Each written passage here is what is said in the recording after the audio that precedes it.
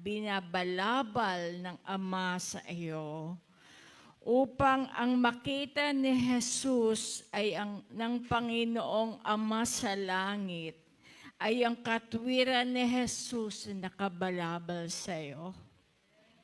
Wala kang pwedeng ipagmalaki sa harapan ng Panginoon. Wala tayong pwedeng ipagmalaki sa harapan ng Diyos. Salamat, Panginoon, inari niyang anak, itinabi sa kanya yung tuwiran ni Jesus ang nakikita ng Ama sa iyo. Kilang Diyos, salamat sa napakalaking benepisyo na meron kami dahil sa krus ng Kalbaryo, Panginoon. Kung kaya, Ama, kami nabubuhay, ang bawat isa sa amin ayon sa habag at biyaya mo lamang. Nabubuhay kami, Panginoon, sa tuwiran. Nabubuhay kami, Panginoon, sa iyong biyaya at sa iyong habag. Kaya sa buhay ng bawat isa sa amin, araw-araw ay isang araw ng pasasalamat, isang araw ng pagpupuri, Panginoon. Hallelujah, isang araw ng buong pagmamahal para sa iyo. Maraming salamat ang kapahayagan ng banal mong salita'y mangusap sa bawat isa sa amin. Tanggapin mo ang lahat ng balakid na nilalagay ng kaaway, lambong ng kadiliman upang matanggap namin ang kapahayagan, banal na Espiritu. Alisin po ang ng lambong na ito sa aming kalagitnaan sa oras na ito. At lalabas kami, Panginoon, sa lugar na ito, Ama, na may bagong pag-asa, may bagong pananampalataya, may bagong pananaw sa buhay na binago ng kapangyarihan ng presensya mo. Dumalo sa amin ang kagalingan, ang kalayaan, Ama, ang presensya mo, Ama, ang kapayapaan at ang pagmamahal manahan sa kalagitnaan. Mag-manifest po, Ama. Sa lahat na ito, nagpupuri kami sa iyo, nagtataas kami ng banal at pangalan mo sa makapangyarihang pangalan ng Ama at ng Anak at ng banal na Espiritu. Lahat po tayo magsabi ng Amen. Amen. Tayo po yung makaupong lahat. Kanina may mga pinanalangin na may birthday. Meron po ba ditong may kaarawan na hindi na isama sa prayer month of July? Pakitaas po ang kamay. Month of July. August. May hindi ho ba na ipanalangin kanina na may birthday celebration at saka mga anniversary. Meron ba? Mukhang si brother, si Ace, tama ba? Itong coming weeks. Sa August na, di ba ngayon? July pala. Ay, sorry, pasensya na. Okay. Pasensya na po, pasensya na. Ayan. May isa pong lingkod ng Panginoon, I don't know kung kilala niyo po, sa All for Christ Church, Ate Tess Biray, kilala niyo po ba siya? Ayan, so known siya po sa Body of Christ. Siya po ay kinuha na ng Panginoon at the age of 74. Isang lingkod ng Panginoon na ginamit ng Panginoon sa kanyang katawan, umabot ng maraming kaluluwa. Kaya po sa ating mga lingkod ng Diyos, ang pag-uwi sa Panginoon na isang welcome home. Amen po. Ayan po. Praise God. Ang tanong natin ngayon, mga minamahal, bakit ka bumabangon sa umaga? Ha? Lalo na yung mga tatay, alam natin, mga tatay talagang, anong dahilan, bakit ka bumabangon? Diba? So, alam natin yan, para sa pamilya. Pero lagyan kaya natin ng isa para makapaglingkod sa Panginoon. Amen po. Okay. Ngayon, ano ang pinaghuhugutan ng bawat decision mo sa buhay? Yun ang pag-aaralan natin. Our topic for today is about judgment o bakit may paghukom. Ayan, medyo malabo isa, no? Bakit may paghukom? Ang sabi ng salita ng Diyos, kaya ang bawat isa sa atin ay magbigay sulit sa Diyos ng kanyang sarili. Romans 14 verse 12. Next slide. Lahat tayo harap sa Panginoon. Wala akong pwedeng maitahan sa Diyos. Lahat ang iniisip mo, lahat ng laman ng puso mo, at sino yung mga taong harap sa Lord mula noong panahon ni Adan, yung pinakahuli-huli ang taong isilang sa mundo ito, lahat tayo harap sa Diyos. Maligtas man tayo sa mundong ito sa pamamagitan ng mga bagay na pwede nating tapalan, o may maleta tayo natanggap, nagtago natin na halos walang nakakaalam, pero may isang nakakaalam, may Diyos na nakakakita. Hindi ka man mabigyan ng tamang hustisya dito sa mundo ibabaw dahil maraming mga, kumbaga, pwedeng magawa. Pero pagdating ng panahon, kapatid, haharap pa rin tayo sa harapan ng Diyos. Magsusuri tayo sa lahat ng ating nagagawa, mabuti o masama man. Okay? So yan po, lahat ng tao haharap sa Panginoon. Yun po ang sabi ng salita ng Diyos. A great white throne judgment. Alam na po natin kung saan nakabase ang bawat decision gagawin natin. Bakit kailangan magpaghatol? Number 1, bakit po? Kasi ang Diyos banal. Amen po.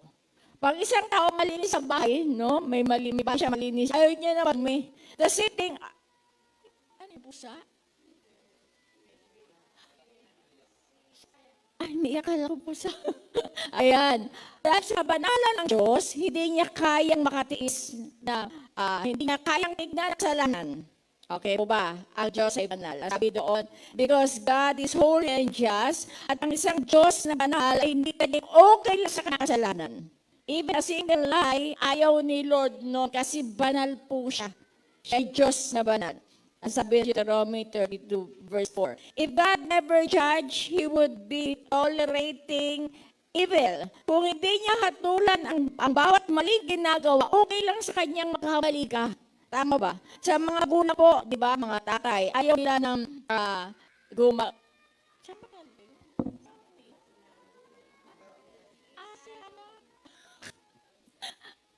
Okay. Ayan po. So, ayan. Ayaw niya po ng bahid karamihan kasi sobrang banal ng Diyos. So, may paghatol talaga. Okay, ano pang sunod? Makikita natin yan, ang judgment ng Panginoon, mga kapatid. Nilikha niya ang anghel. So, perfecto manghel na nilikha niya at kilala niya ang bawat anghel na to and they call them by name.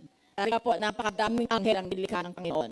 Pero nung may isang anghel na narebelde laban sa kanya, kahit mahal na mahal niya yung lahat ng mga anghel na yun, precious sa kanya, pinalayas niya po sa paradise. Pinalayas niya sa kalangitan. No? Kahit sobrang mahal niya, pinalayas niya sa kalangitan because God is holy. Nung sa anak si Eva po na nilikha ng Diyos sa paraiso, nilikha niya lahat ng the best na may bibigay niya kay Dad at kay Eva. Lahat ng pinakamabuting bagay, bibigay niya kay Dad at kay Eva, hinanda niya. Pero nung makasala si anak si Eva, pinalayas niya sa paraiso. Amin po ba? Kaya sabi po, mahal na mahal ako ni Lord. Ako nagpa-fasting, naglilipad ako sa Kanya, mula umaga, kagabi, or throughout. Pero if you decide in sin in your heart, hindi mo mapapalapas kay Lord eh. Amin po ba, mga kapatid? Ayan, nasa na ba tayo? Nasa Ark ni Noah. Ayan, hindi, doon tayo, saan ka ba? Yung Ark ni Noah. Ayan, yan po, di ba? So yung mga tao po yan, sabi ng Panginoon, sobrang sama na ng mga tao because God is holy. Ang sabi niya kay Noah, pwede ka ba gumawa ng malaking arko? Kasi lilinisin ko ang mundo. Sobrang sama na po eh. Walang naghahanap sa Diyos. Hindi ibig sabihin po mga kapatid na sobrang sama ng tao, walang nakahanap sa isang bagay doon. At ang sabi niya kay Noah, mangaral ka ng 100 taon. So 100 taon pong nangaral si Noah habang ginagawang arka sa loob ng 100 taon.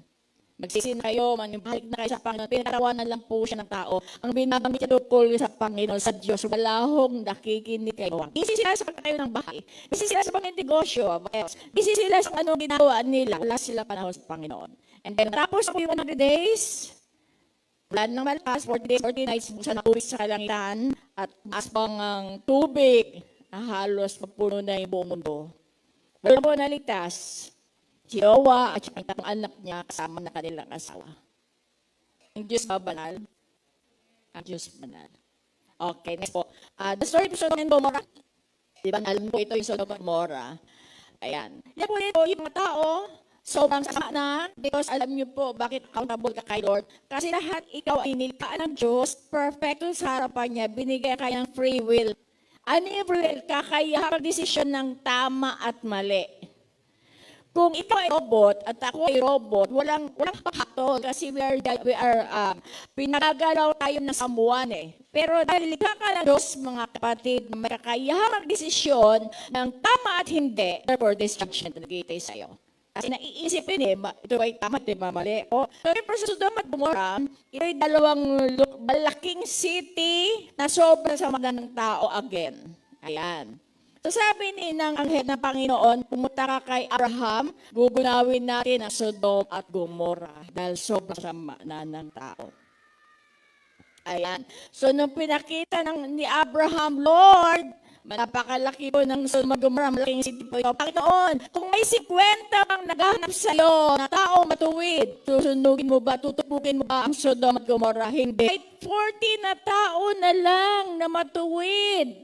Tutupukin mo ba ang Sodom at Gomorrah? Hindi ko tutupukin din sa 40. Lord, 30. Hindi ko tutupukin kung may 30. Lord, 10. Hindi ko tutupukin kung may 10. Lord, 5. Hindi ko tutupukin dahil sa 5. Pero umulan ng apoy at supe. May matuwid ba? Wala matuwid. So, therefore, yung city po na yan, makikita niyo sa YouTube, bumaba po yan, halos sinasulot po kasi buong city, namatay ang lahat ng tao. Because God is holy. And Diyos po ay banal. Ayan, so ano po? Anong meaning? So therefore, mga kapatid, may paghatol po, may tatlong uri na paghatol, yung sa table, may tatlong uri na paghatol po. Number one, disiplina.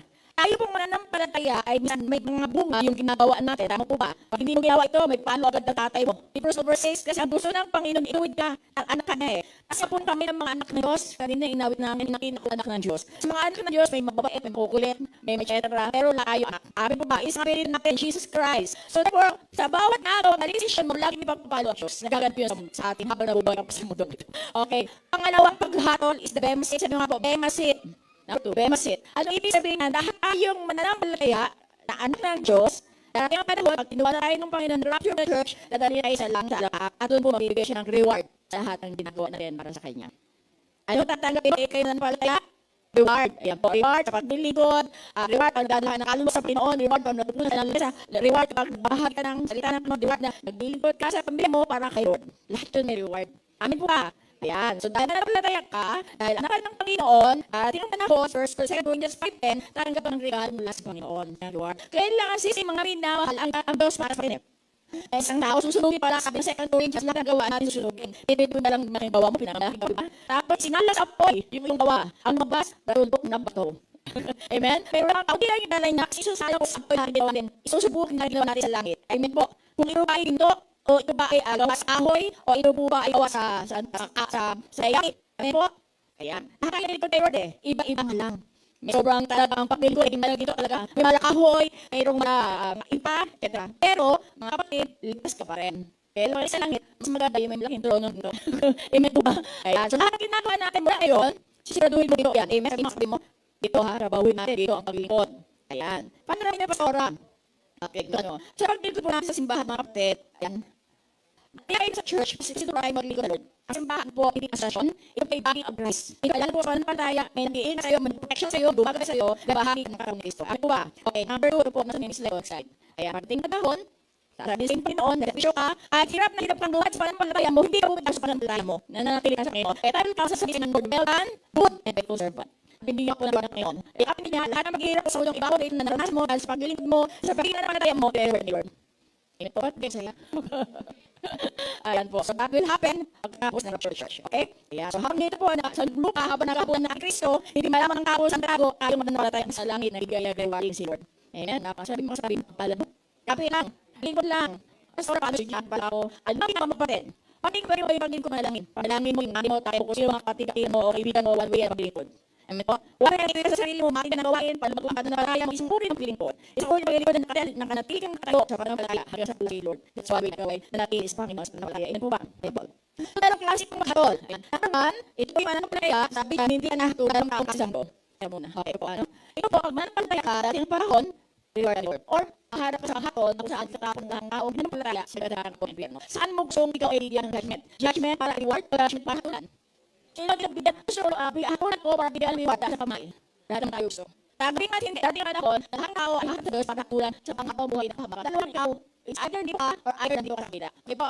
Yun ang tawag ng repatriation. Kaya mga patibalahan na natin nakakakla. Kasi yung kanunod na ito, nangyari ito mga kapatid sa araw ng rapture.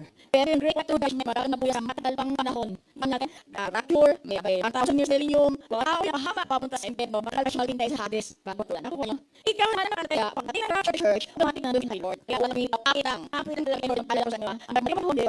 Pero ito, nilipas ka isang liaon bago mga ito. At lahat mo sa buhay, nandito sa base, hindi nakakilala sa Lord, kinala ngayon, magiging siya isang liaon bago mga ito, at tao mo yung impyerno. Amen po. Yung mga sana ng kapatid. Okay, sige po, sige tayo. At po, may paghatol, doon ang personal. Pagkasa pa, number 2. Ayan. Ang kasalanan natin o naging may na. Pero sa gagawin natin, araw sa natin, pag-isipan natin, kung yung kasalanan pa sa mga hindi. Kasi hangin ba yan? Mo, may kagagawin, ang nuno, di ba? Na ito, kasi sabi na dahil tayo si Lord, mo pa rin. Lahat po yan lalabang ng kalaya. So, ang kasalanan natin, sa bagay, nandito sa Diyos, kasi yung kasalanan ng Diyos. Ang masunod patatawarin kanya. Sabi ng first one, parang ganito. Sabi ng tatay, pag ikaw ay hindi dumating ng alas 12 ng gabi, sasaraduhan ko yung pintuan na yan. Okay, so yung anak hindi dumating ng alas 12, dumating ng alauna. Nakasarado ang pinto. Pero yung tatay, kasama yung anak sa labas. Nakukuha niyo po? Hindi mo pwedeng baliin ang salita ng Panginoon eh. Gumawa ang Diyos ng paraan niya para maligtas ka. At sukat na lang ibigay ang kanyang bugtong na anak na si Jesus para iligtas ka. Amen po. So you need to love Jesus every day. Ginagawa mo lahat ng bagay para kay Jesus. Ang paghukom ay totoo. Ano ngayon ang gagawin mo? Ayan. Meron ba diyang yung the lake of fire? Wala akong lake of fire. Okay. Mayroon pang slide na, the lake of fire represent the ultimate eternal judgment where death, evil, and the unrighteous are permanently destroyed. Ang lake of fire po mga kapatid, yun yung pinaka-ultimatum na paghatol ng Diyos sa lahat ng nilikhaan niya na sumuway sa Kanya. Sino yung mga yon? Mga fallen angels, lahat ng masama, lahat ng kamatayan, at yung mga taong unrighteous na hindi lumapit sa Lord. Grabe ano. Dati lang po yung paghatol sa mga angels lang po, the fallen angels, lahat ng masama. Pero ang mga tao po ay hindi nila dinesisyon ng hanapin ang Diyos. So nakasama na po sila sa paghatol. At pagdating po ng kanina, yung binanggit natin, Great White Lake of Fire, wala na po, tapos na ang lahat. Nahatulan ng lahat ng tao. Tayo po, mananatili tayo sa piling ng Diyos habang buhay. So anong dapat mong gawin sa mga bagay na ito kung alam mo palang ganito? Ayan, so the judgment is the lake of fire. Ayan. Okay, 2 Peter 3 verse 9 to 11. Ito lang po ang Panginoon, wala dyan ay hindi nagpapabaya sa kanyang pangako gaya ng inaakala ng ilan. Sa halip, nagbibigay siya ng pagkakataon sa lahat sapagkat hindi niya nais na may mapahamak, kundi ang lahat ay makapagsisi at tumalikod sa kasalanan. Actually, kung bibilangin natin yung mga panahon, dapat nag-rapture na Na? Pero hindi pa, kasi binibigyan niya ikaw at ako, lahat tayo ng pagkakataong magsisi at tumalikod sa lahat ng kasalanan. Ang haba pa ng panahon na binibigay ng Lord sa atin. Kapag dumating na po yung ultimatum na sinasabi ng Lord, enough is enough, nakakatakot po yun. Kahit gusto mong magsisi, manumbalik sa Lord, wala nang oras, sarado ng pintuan ng arka. Amen? Ngunit sabi doon, ngunit ang araw ng Panginoon, ang sabi ng 3 verse 9 to 11, ay darating tulad ng isang magnanakaw. Ang pagdating po ng araw ng Panginoon ay katulad ng isang magnanakaw, biglaan, hindi mo alam, ikaw ay tulog. Sa araw na yon, ang kalangitan ay biglang mawawala, kasabay ng isang malakas na ugong. Matutupok ang araw, buwan at mga bituin, ang mundo at ang lahat ng mga bagay na naririto ay mawawala. At dahil ganito ang magiging wakas ng lahat ng bagay, mamumuhay kayo ng may kabanalan at sikapin ninyong maging makadiyos. Alam ho natin ang end ng lahat ng bagay. Huwag na tayo magpapetik-petik pa. Kaya sabihin natin kung anong ginagawa mo ngayon, darating pa rin sa ultimato, maharap ka sa Lord at hahatulan tayo. Amen po ba mga kapatid? Kaya sabi doon, mamuhay kayo ng may kabanalan habang hinihintay ang Panginoon at sikapin ninyong maging makadiyos. Paano ang pagiging makadiyos? Hanapin mong salita niya, manalangin ka, umaten ka ng gawain, para lumalago ka sa pagkilala sa Kanya, ibahagi mo si Kristo, yun isang way ng paghahanda. Amen po ba? Dalhin mo ang pamilya mo sa Panginoon. So ano yung 4 M's na yan? Number 1, magsisi. Wala akong maliit at malaking kasalanan sa harapan ng Diyos. Pareho lang ho yan sa harapan ni Lord. Konti lang naman ang ginagawa ko, Lord. Wala naman ako ng paperclip. Okay na hindi ako magsisi. Hindi po. Lahat po ng uri ng pagsuway ay kasalanan sa harapan ng Diyos. So magsisi. Number 2, manampalataya kay Jesus. Isa lang po, lapit lang lagi kay Lord. Walang ibang makakatulong sa inyo kundi ang Panginoon. Maghanda. Yung buhay mo, laging buhay ng pagsunod. Huwag ho tayo mapaapekto sa iba na nagtutulak sa ating gumawa ng mali. Number 4, ipahayag mo si Jesus sa ibang tao. Pakilala mo si Jesus. Amen po ba? Ayan, kung kayo may asawa, may pamilya ka, siyempre unahin mo pamilya mo, pero lagi mo isama ang Diyos sa loob ng pamilya mo. Kung ikaw ay single ka, isama mo lagi si Lord sa buhay mo kasi yan ay buhay ng paghahanda. Ano ang tinutuntungan mo ngayon? Kayamanan, profesyon, daming pera, daming bahay, mabuhay po yan, mawawala lahat yan pagdating ng panahon. Amen po ba? Kahit ang dami-dami mong ginagawa, ang dami-dami business, ang dami-dami mong mga pinag-aalahan, lahat yan mawawala. Ang matitira lang, Jesus lang.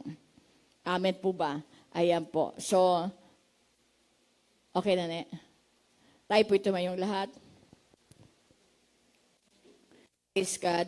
Hallelujah, Jesus. Habang nakapikit ang mata mo, kapatid, mahal na mahal na mahal ka ni Lord. May magandang plano siya sa iyo. At ang plano ng Lord sa iyo, makita ka niya isang araw. Doon sa araw na kung saan, magbibigay siya ng reward sa iyo. Yun ang magaganap sa buhay mo. At anumang balakid ng kaaway para itrap ka sa kanyang naising manira, mangwasak, pumatay, ayawan mo. Ayawan mo lahat. Kasi nasa iyong, ikaw may hawak ng buhay mo. Pwede mo masabihin, Panginoon, inaayawan ko ang lahat ng bagay na umaalipin sa akin, na maglalayo sa akin mula sa iyo. Tinatanggalan ko ito ng kapangyarihan. At dinedeklara ko, ako, sabi mo pangalan mo. Ako, sabi mo pangalan mo, si Arlene Batalya, ay makakasama sa pagbibigay ng reward sa araw na yon. Kasama ng aking sambahayan.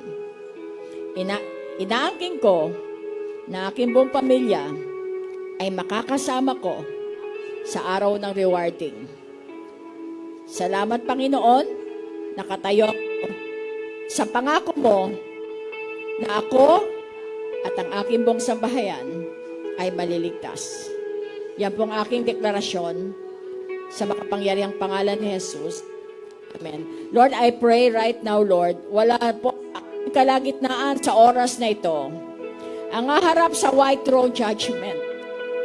Wala po sa amin, Lord.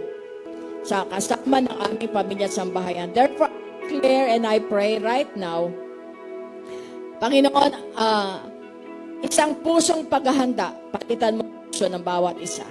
Tanggalin ni Lord sa iyo ang isang pusong hindi naghahanap sa Kanya. Palitan ka ng Panginoon ng isang pusong nananabik palagi sa Kanya. Lagyan ka ng Panginoon ng desire na makilala siya sa mas malalim na kaparaanan. Ilagay ng Lord sa puso mo ang paghahangad na siyang laging priority. Ilagay ni Lord sa iyo sa oras na ito, buksan ng Panginoon sa oras na ito ang pangitain sa iyo right now. I declare right now, ipakita ng Lord sa iyo ang isang pangitain na ikaw ay makakasama niya sa kanyang kaharian. Open the vision of your people right now, Lord, in the name of Jesus. Hallelujah, Father God. That is your destiny. That is your destiny. Ang makasama mo ang lumikha sa iyo, ang makasama mo ang tatay mo sa kanyang tahanan sa tamang oras at sa tamang panahon. Maraming salamat, Ama, naming nasa langit, rin ka at sambahin ka. Salamat, dakilang Diyos. Kung nais mo, itaas mo ang kamay mo bilang surrender sa Ama, sa Panginoon natin. Hallelujah, Lord. Nakataas ang kamay namin, Lord. Surrender. Hindi namin kayang lumakad sa mundong ito kung hindi ka namin kasama. Kung wala ang pagkikipisa ng banal mong Espiritu. Kung wala ang pagmamahal at pagkalinga mo, Ama, hindi po namin kayang lumakad sa mundong ito, Panginoon. Therefore, ang dalangin ko, Lord, bawat kamay na nakataas, hawakan mo ng mahigpit sa oras na ito, Panginoon. Huwag mong bibitawan, Ama. Huwag mong bibitawan, Panginoon. Hilahin mo palagi sa iyong presensya, Lord. Salamat, Panginoon. Salamat, Lord. Salamat, Panginoon, sa kalayaan, sa kapayapaan, sa buhay na walang hanggan, dakilang Diyos, surrender kami, Lord. Wala po kami magagawa. Thank you, Holy Spirit. As you raise your hands right now, I declare you the benediction. Ang kapayapaan ng Panginoon, maranasan mo. Ang wisdom, paano mamuhay ng may kagalakan na nagmumula sa Lord, dumaloy sa iyo. Ang buhay na walang hanggan, ang sobrang galak, na ikaw ay anak ng Diyos, mananatili yan sa puso mo. Ano mang mangyari, ikaw ay anak ng Diyos. Ang pagbabala bilang anak ng Diyos ay habulin ka, ano mang gawin mo sa buhay mo. Ilagay ka ng Lord sa perimeter ng kanyang presensya, ng bawat kamay na kataas. Ilayo ka sa lahat ng tukso, lahat ng pahamakan, lahat ng gawa ng kaaway. Walang kapangyarihan laban sa iyo. Mararanasan mo ang rumaragas ang pagpapalang wala kang sukat kalagyan sa presensya ng Diyos na lumikha sa iyo, nagligtas sa iyo, at inaring anak ka. Maganap po ang lahat na ito, Ama, anumang kabigatan at magsakit karamdaman, dumaloy ang kagalingan, anumang kakulumihanan, dadaloy ang kapayapaan, Ama. Anumang Panginoon, Ama, hallelujah, Lord, ang pagkaalipin na nilagay ng kaaway, matanggal ang angkla, Lord, right now, in the mighty name of Jesus. And I speak the blood of Jesus right now, babatutan ka at ang iyong buong pamilya at sambahayan sa oras na ito. Purihin ka, dakilahin ka, Ama, nagbabalik kami sa iyo ng mataas sa papuit pagsamba. Itong aming dalangin sa pangalan ni Jesus. Let's worship the Lord.